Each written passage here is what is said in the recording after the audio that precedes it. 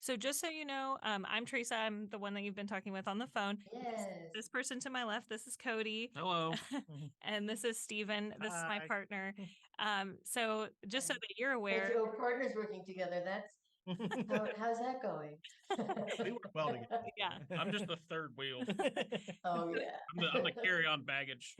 Cody actually and we started podcasting together first. We have some history podcasts that we work on together, and then when we just kind of like, we were thinking about it, and we're like, you know what, we love all of Andy Sidaris's movies. We have to do a podcast about this because we need to bring more people into the fold of watching these films. We love them so much. Oh, good. Thank you. I was thrilled to listen to everything that you all had to say. I really was. There's much more to come.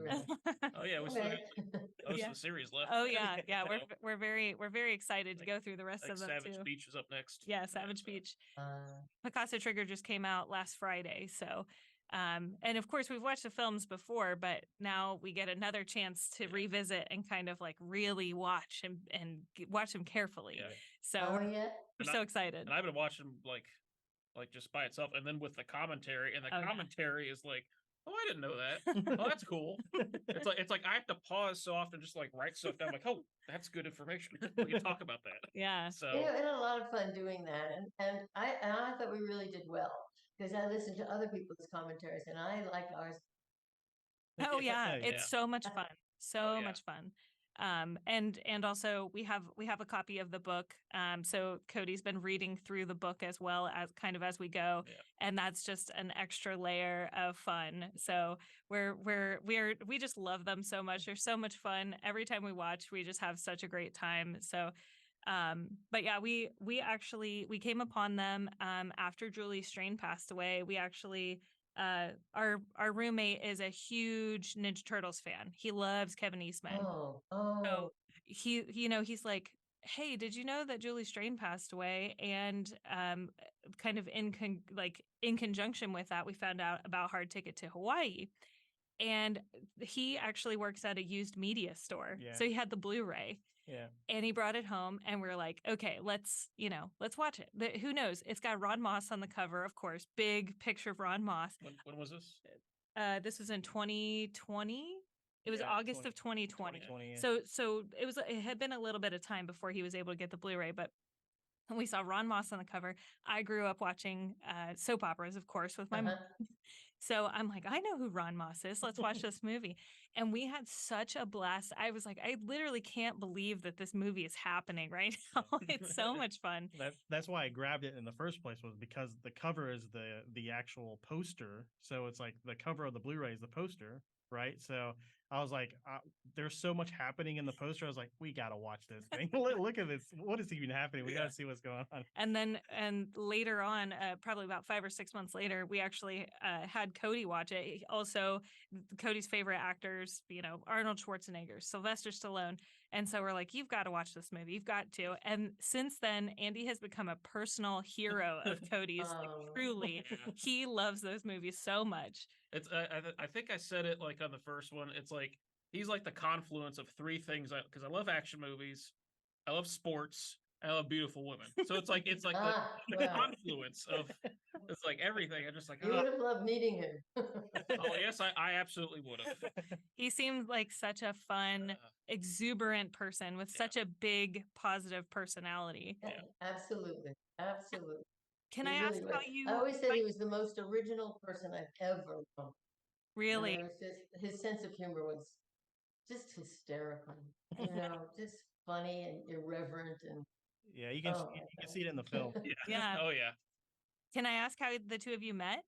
Yeah, sure. I was working on a show in New York that was, but I don't know if any of you ever heard of it. It was in the in the 60s, yeah. And it was the Les Crane show. It was at nighttime, 11:30, And there were two girls who worked with me who had worked at ABC Sports, and they knew Andy. And one day I was coming back from lunch, and he was standing at the switchboard. You don't even know what a switchboard is. Anyway, I got one right here, bro. Sue was the switchboard operator, and Andy was standing there. We were introduced, and really neither one of us remembered it. But then the entire show moved to Los Angeles, and Les Crane was living with, shocking to me at the time, Tina Louise, and he gave a party. Now, Andy was friends with Matt Hemian, who was the director. And Andy was moving out from New York that weekend, so Matt invited him to the party, and we met, and everybody went out to dinner together. So, and he really was after me, like immediately. Okay, that was nice. And the two girls loved him. They were such a good friend. So, in the conversation, one of the things that I said, because it was, you know, the 60s, what sign are you? And he said, he was a Pisces. And I said, oh, you know, this isn't going to work because I just broke up with Pisces. He got really nasty. And I'm saying to my girlfriends, I thought you said he was a really nice guy. Change seats with me.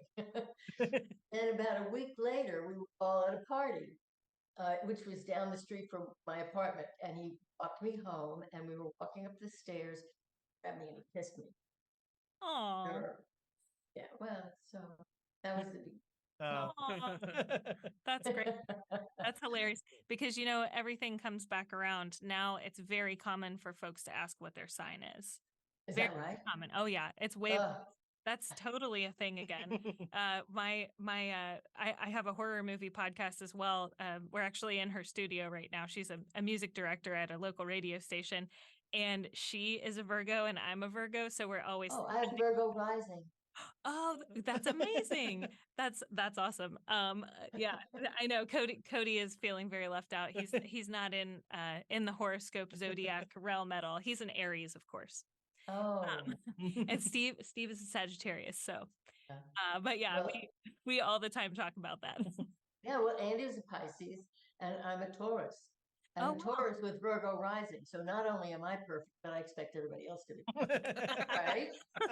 Yes, exactly. Exactly. That's great. That's so great. So we just have a couple of topics that we wanted to touch on. We've actually been keeping kind of this log of notes. We had no idea we would ever get to talk to you. So we were just writing down questions as, you know, as we went. We're like, you know, if we ever get our dream interview and we actually get to talk to Arlene, we're going to ask her these questions. And then we, you know, they got kind of off the rails. So we pared them down a little bit. Yeah, they went a little crazy. So we're like, yeah, we're not gonna ask these things. But we did want to ask, what do you feel like are your inspirations when you come to a creative project, whether that's a movie or when you worked in TV? What were your creative inspirations? My relationship with Andy, because of his style, which was very loose, very, very loose. And he also hated computers. And he would write out his scripts longhand. Wow. But then when we got a computer, which if he heard me tapping, you know, he wouldn't walk into my room. But we had an editor who he would talk the story. And so the editor was working for a few days. And one day Andy walked into the room and said, let me change the light. And he unplugged somehow. And that was before everything was saved, you know, automatically. Anyway, and so this guy says, oh my God, Andy, he said, oh, sorry. So my inspiration is what you asked. My inspiration working with Andy is to be more specific and I think it's to protect him. So because he was big on, we'll fix it in editing. And I'd say, no. In fact, Steve Bond was really funny.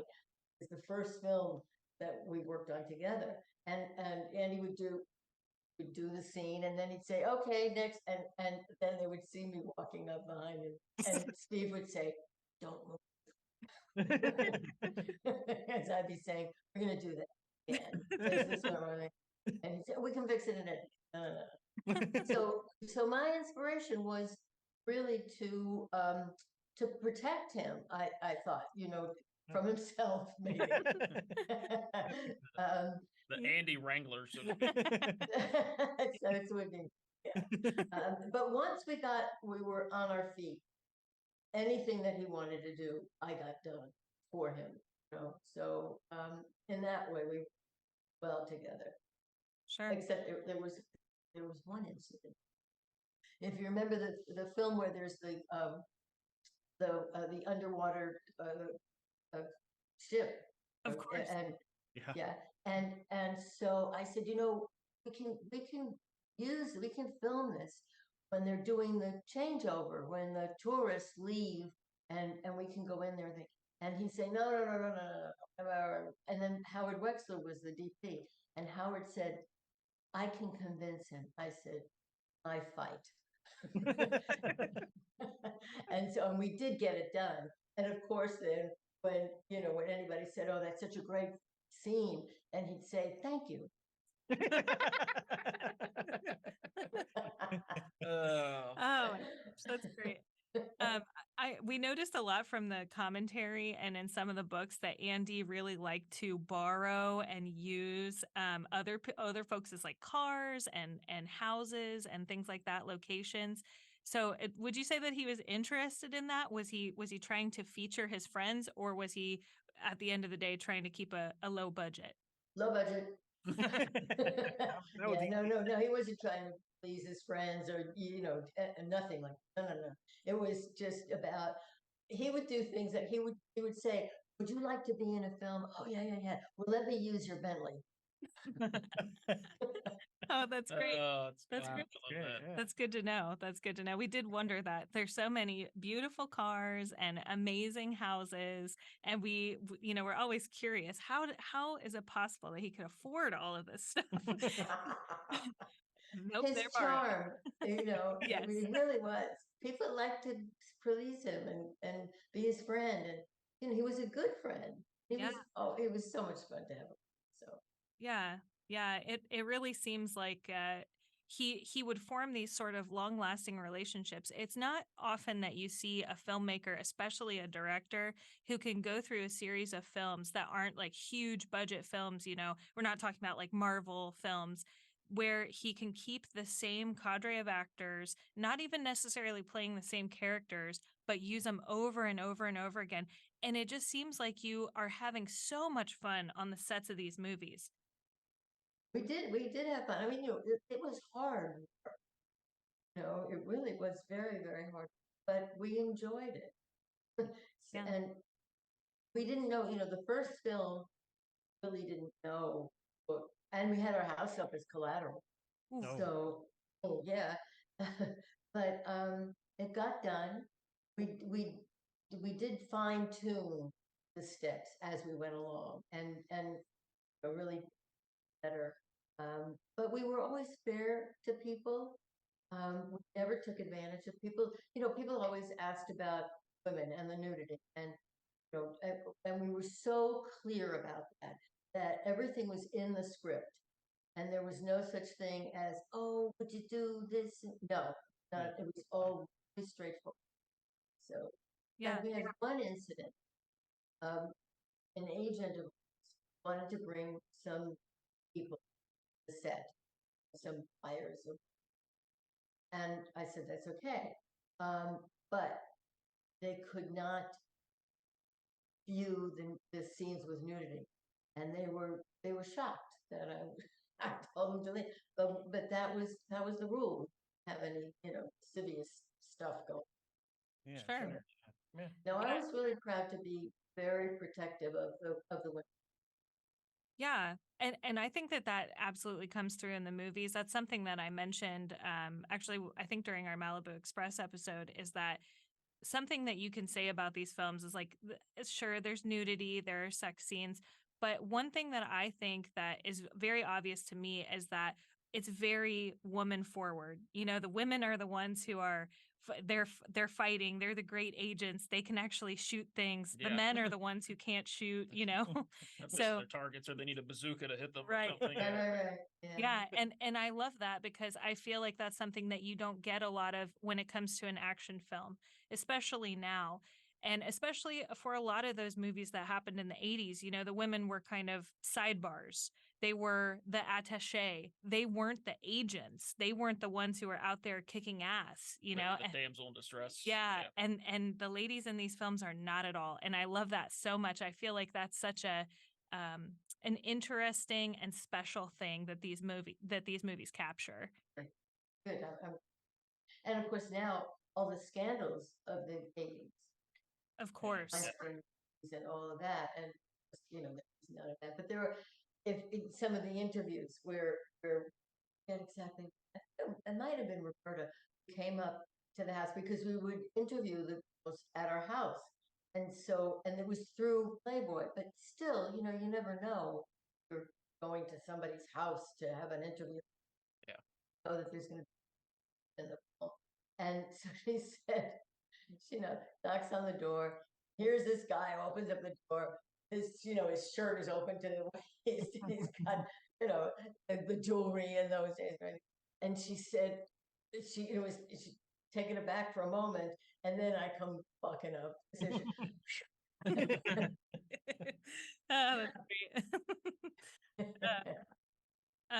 Are there any ideas that you had for movies that you kind of had in your pocket after Return to Savage Beach that never came to fruition? Yeah, he wrote another script, a Battle Zone Hawaii, but it was a first draft, and so without the completion of the script, and so many things have changed.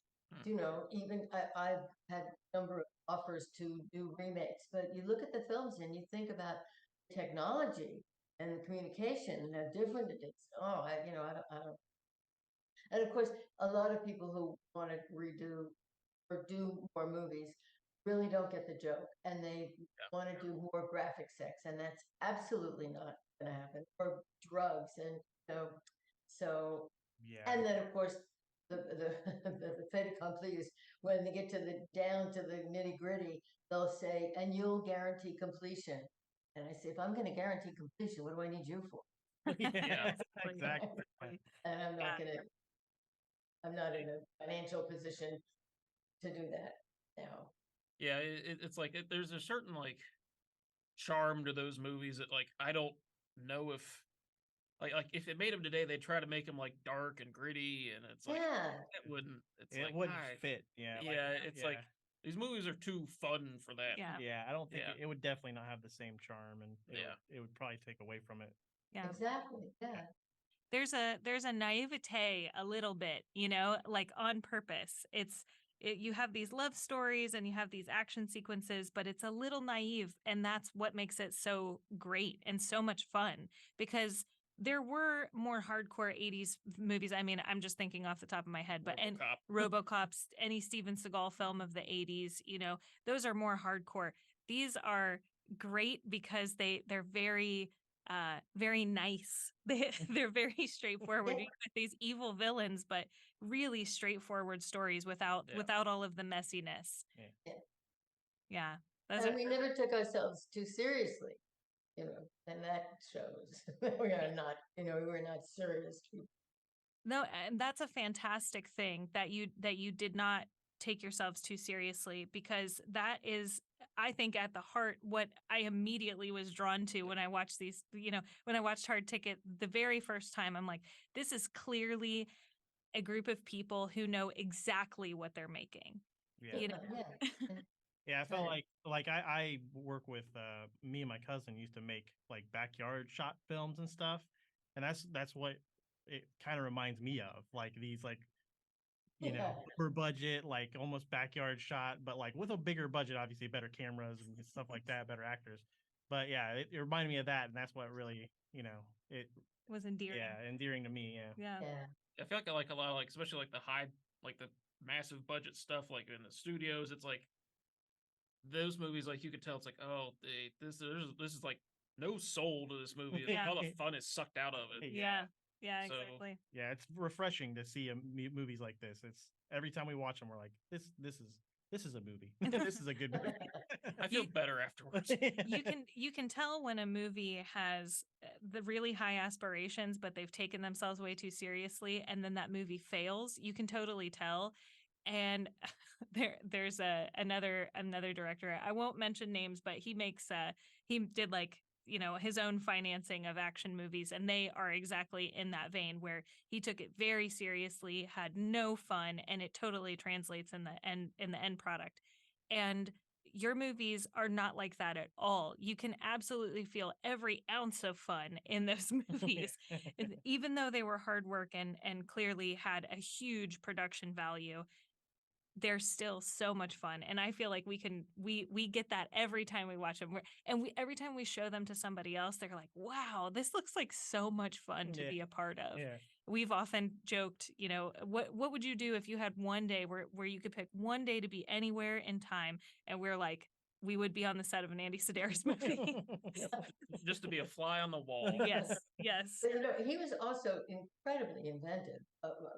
There was one incident where we were at Savage Beach, where the girls are in a storm and the plane, the Cessna that they're flying, and they have to crash land. So Andy had offices in downstreet, and so we're there, and on the same floor there was a luggage manufacturer, but his wife worked for a special effects firm. Oh. And she said, come and see us because we'd love to work with you. And we'd love to help you do this, this crash landing and all that stuff. And the storm, the plane in the storm. So we set the meeting and we go in there at 9 o'clock in the morning, and there's a buffet table, pastries. And Andy and I looked at each other right there and said, that's not for us. Right then we knew this was going to be. And so what he came up with was there were these people who were actually this couple. They were rocket scientists, and they had remote controlled model airplanes were their hobby, and that was the plane that we used, which. If you saw the extras, you may have already seen the year, because it was huge. I mean, it was I don't know, 15 feet wide, and model dolls representing the two women who were the flyers. They were fantastic. It was so we used that in a studio with a hose for the rain, and then there at a pool, rubber raft kind of thing, where the plane could crash land. That's how we did it. That plane was like the greatest artwork ever, and it was hanging in my living room 30 years. Yeah, I think it was in one of the movies. One of the movies that you could see it in the background. Yeah. And we did wonder. And about a month ago, it crashed.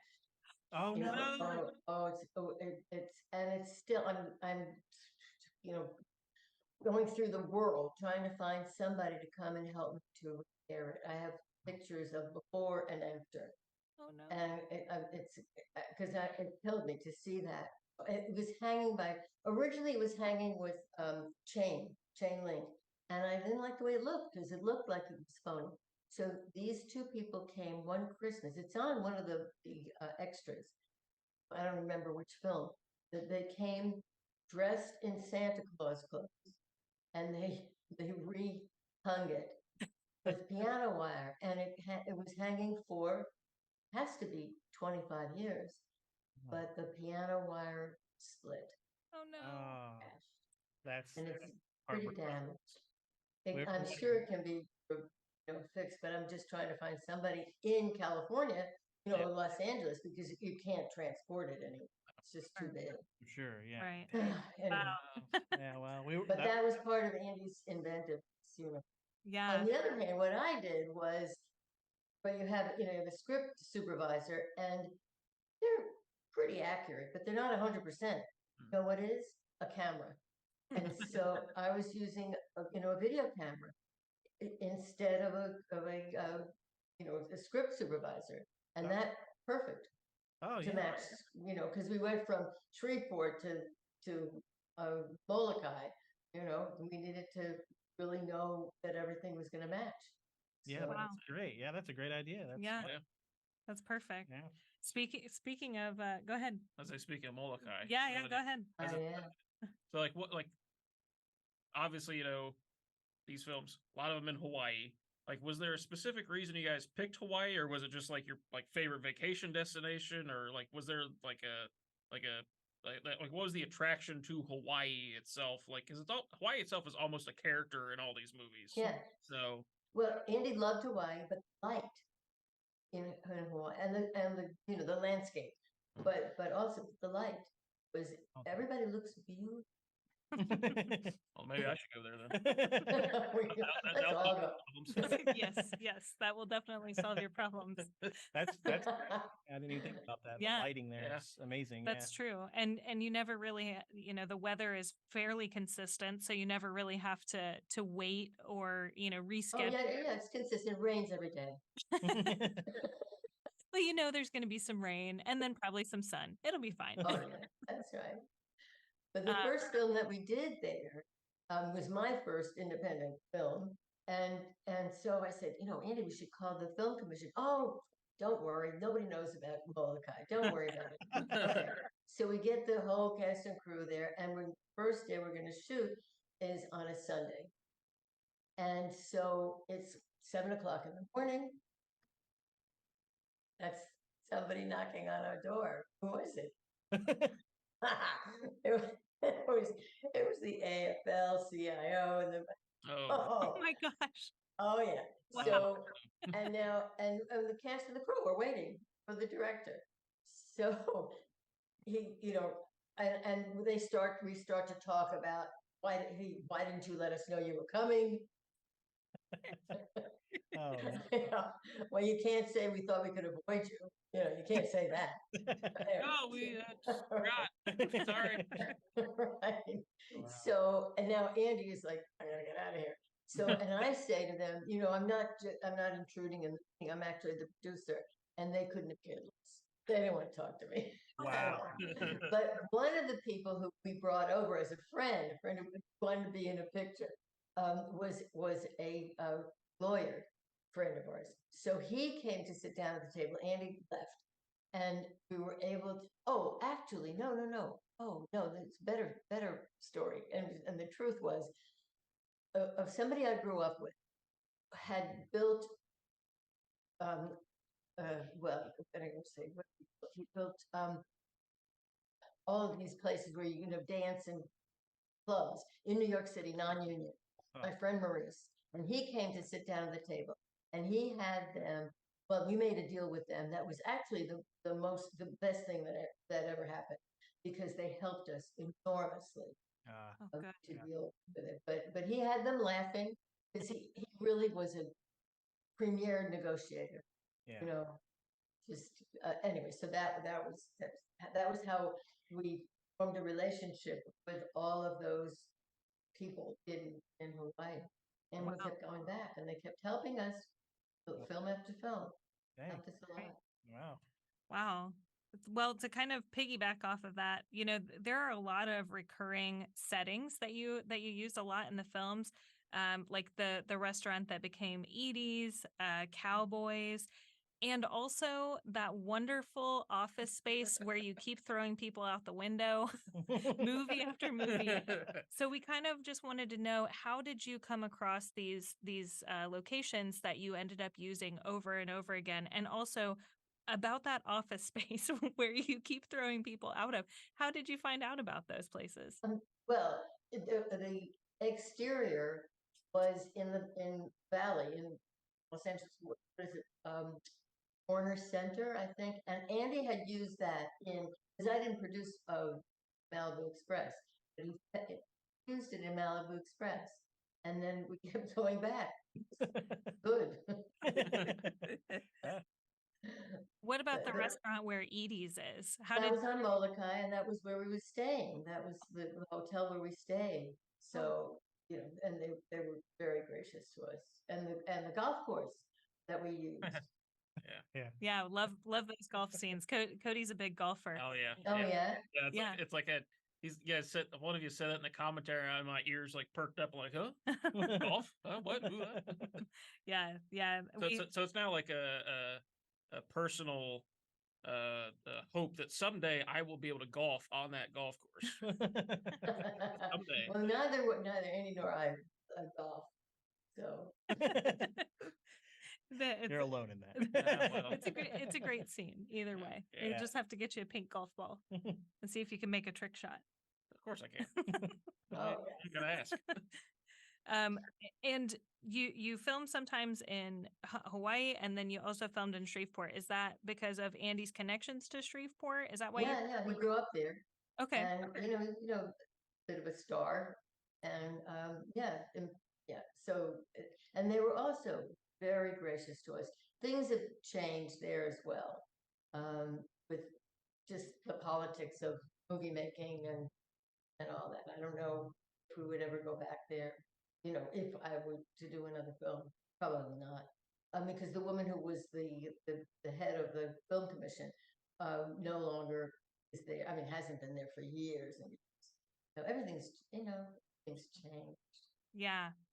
The movie business is a very different animal now, and with the introduction of streaming and obviously the ongoing strikes and everything, it seems like the politics are a good deal higher key than they were at one point. Absolutely. Things have kind of reached a boiling point. Yes. Yeah. Yeah, definitely. Everything has. I find myself always talking about when there was a time I was producing a television series, which was Hardy Boys Nancy Drew, raising children and a cat, running a household, and my husband was away 3 days a week, and I wasn't as tired at the end of the day as I am now. I sit down at my desk and just checking messages, Sure. all the robocalls, and then trying to get customer service. Oh yeah. Okay? Yeah. I'm exhausted. Yeah. Every day. And I talk to a lot of people feel the same way, and they think, oh, it's age, or it's it's me. No, it's everyone. Yeah. So that's My favorite thing is just tell them no.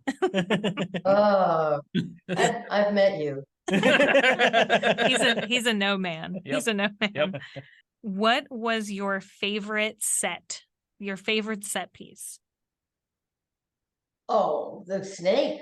The snake is our favorite set piece. Oh my goodness, no, the snake. Oh my goodness. I love that thing. And when we were doing the ADR, and I said, we're missing something. We need a sound.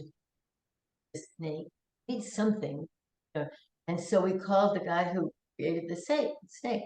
And I said, what would you recommend? He said, this is your lucky day. I am a snake ventriloquist. And he came to the recording studio and went.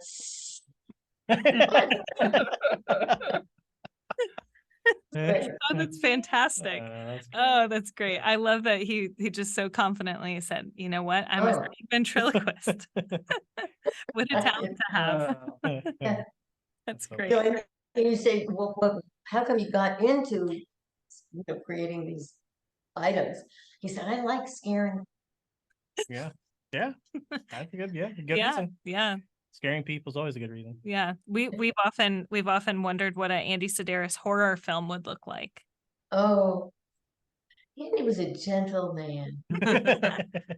He was a gentleman and a gentleman. Yeah. That's great. So it's like these two are horror movie people. I'm a sci-fi guy. So it's like I often just wonder, like, what would a sci-fi Andy Sidaris movie look like? Like, what if the agents went to space? Yeah. So I never thought about that, but I wonder, especially with all these theories about life in space and Yeah. That would be great. That'd be Uh, fantastic. I would love that. That's Donna and anybody in Yeah. space. That would There be we go. fantastic. I love that. Have you been able to keep in touch with anybody from the movies?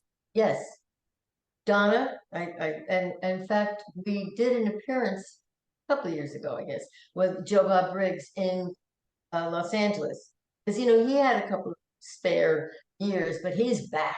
Oh, Is he yeah. back? Oh, yeah, yeah, it's We watch great. it every- Love him. I just admire him so much. Such a smart, funny guy. Yeah. Yeah. Um, We love and it.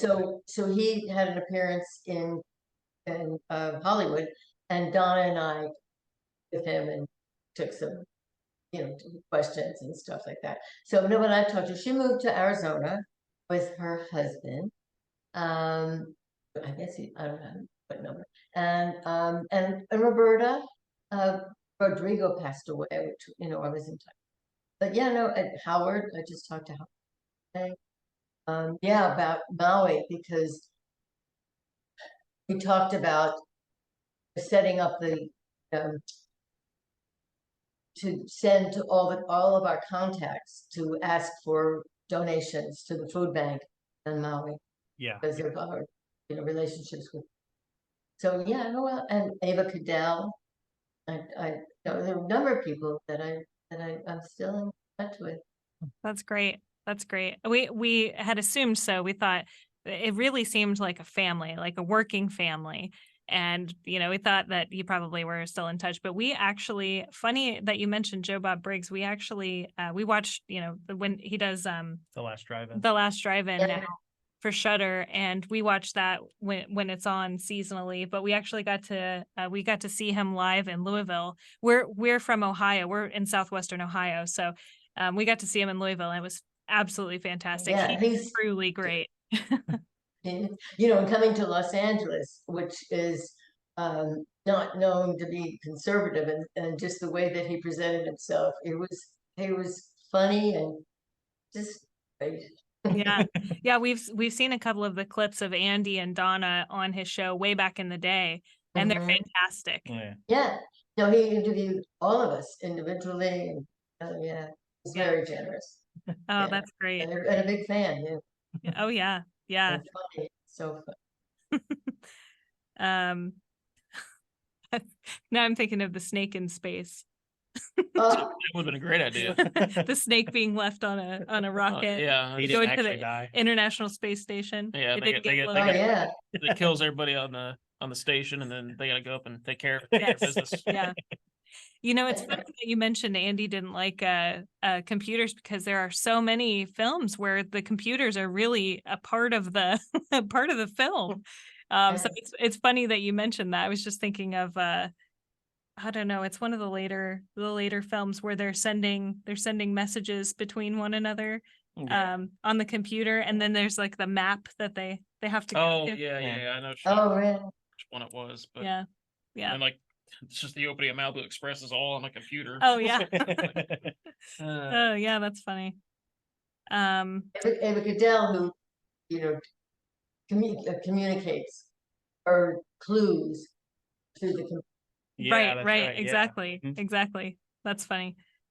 Oh yeah. Oh man, I totally remember having a computer where when you turned it on, it made your ears ring. It made like weird buzzing oh noise. yeah, oh yeah. That's how you know it's working. It's frying the brain. It pretty much It's all those waves in it. I don't know. your All brain. those waves, yeah. What are those waves doing to us? I've clearly been affected by them. This is a personal question of mine. The house that you often see in the movies, folks will park a car in front of it. There's this two big wooden doors. I had to ask, was that your house that Yeah, you're filming in? yeah. Wow. That's the house that we put up as collateral. Wow. It's a beautiful home. Yeah. But it's iconic because it's very recognizable, especially those big doors. Yeah. So that's great. It's Yeah. fantastic. In fact, you know what? And there was a funny coincidence. When we built the house and moved in, and my parents were still in Brooklyn, and so they hadn't yet well, they came to visit, and then my mother and father went back home, and my father was in his hardware store, and somebody came in and said, "Oh, I just went to Los Angeles and we took a tour around, and there's so many beautiful houses. I saw this one house, these big wooden doors." My dad said, "It's my daughter's house." I'm so proud. Oh, It is unusual. Okay, but now I have security gates because of all the fine. Yeah. right. Yeah. How long did you spend in Brooklyn? Were you there until you met Andy and moved away? No. I I ran away from home on a plane. I Oh. was I was 19, and I had been working in and I was kind of engaged to this guy I was not going to marry. So getting this job, it took me to, was perfect. Yeah. Makes sense. That's great. Do you guys have any questions that you wanted to ask that I didn't already cover? No, I think we Not Okay. really, but Okay. yeah, I did just want to say like just in summary, it's like, yeah, these movies, like, they're very, very special to me, certainly, because I think, because like basically we like kind of like do this thing every Sunday where we watch movies that one of the other ones haven't seen. So we just kind of rotate through them and stuff. And they had shown these movies to me, and it took us a while to get through all. It was like 8 months, I think, to get through all 12. That was longer than that, but Well, we watched Hard Ticket first, and that yeah, was then but like towards the end, I think the last like 4 or 5 we watched last year. Yeah. Mhm. Yep. And Before we decided a podcast, which that was in January of this year. And last year was not exactly a great time for me personally. I had a lot of like my grandmother got sick, and so like not really a great time for me. So like watching these movies were like very therapeutic in a way almost, because it's like I could finally take my mind off this the train wreck that was my life was becoming. So so it's like it was like a nice little escape. So like these movies like are very, very, very special to me, because it's like they kind of got me through a hard time in my life. So and so I just want to say thank you very much for gifting the world. Yeah, that really touches me to to know that you were able to get this release from the movies, these movies that we made so many years ago. So much fun to do. Yeah. To have people appreciate them and talk about them as you did. I mean, I laughed. I was driving for a couple hours back and forth and listening to it, and just enjoyed it so much. That seriously makes us so happy to hear. But you're like, it's like, oh, somebody's actually listening. It's me. It's only me. Hey, that's all that matters. Yeah. Yeah, we started the podcast in hopes that people would go back and check out these films, because we were just flabbergasted that we had never. I mean, we're huge movie buffs. Between the two of us, we love watching movies. And Cody too, he came into the fold, and we do our Sunday movie watching. Inducted in the cult. Yes, he was inducted into the cult. And we were just flabbergasted that we had never heard about these movies. And so we thought, if nothing else, if even one other person gets a copy of Girls, Guns, and G-Strings, and they're able to watch through all 12 movies, then we've done what we've came here to do. My life has had purpose. Yes. What happened was, because I'm serious, I get 150, 200 emails a day, and I'm doing a lot of delete. So on my phone, it basically keeps everything that I haven't deleted, but on the desktop, I can only see maybe 15 or 20 emails. So I had missed yours completely until last week. I found myself with a little extra time, and I was going back, and I found you. So what I'd like to do is, whenever you're ready, is to send me something, and I'll put your podcast in the newspaper, in the news, the monthly news. That's not exactly a month, whatever it is that we do that, and then the social media, so that people get to know about you. Yeah. And share your. We would love that. We would love. So appreciate that. Yeah, we're so glad. I really, really, truly appreciate that your phone call. I told them when you called me, I had put your number in my phone, but I was like, I need to compose myself before I call. And I told them you called, and I almost threw my phone. I was like, I don't know what to do. And I'm so glad I answered. I really am. You have been so accessible and so kind to us to give us a couple hours of your Monday evening. We just truly appreciate you and all that you and Andy were able to create, and we just love it so much, and can't thank you enough for all. Oh, thank you. Thank you. After all these years that, we still have an audience is fantastic. Oh, absolutely. Hey, we're carrying the torch. You We're are. trying. We're trying. Yeah. You are. Yeah. But yeah, I just want to say thank you again for your time this evening, and for reaching back out. I mean, you could have deleted my email and said, to hell with it, but you didn't. And that Oh, no. world. It's just the fact that I didn't respond, it took me so long to respond. Anyway, here we are, and I've had a great time. So, I Yeah, I absolutely. appreciate it. And we'll stay in touch. Yes, Yeah, I hope so. absolutely. I hope so. Yes. Thank you so much, Arlene. you. We Thank really you. appreciate it. Thank you. You have a good evening. Okay. You too. Thank Great, you. Thank you. Bye. Bye.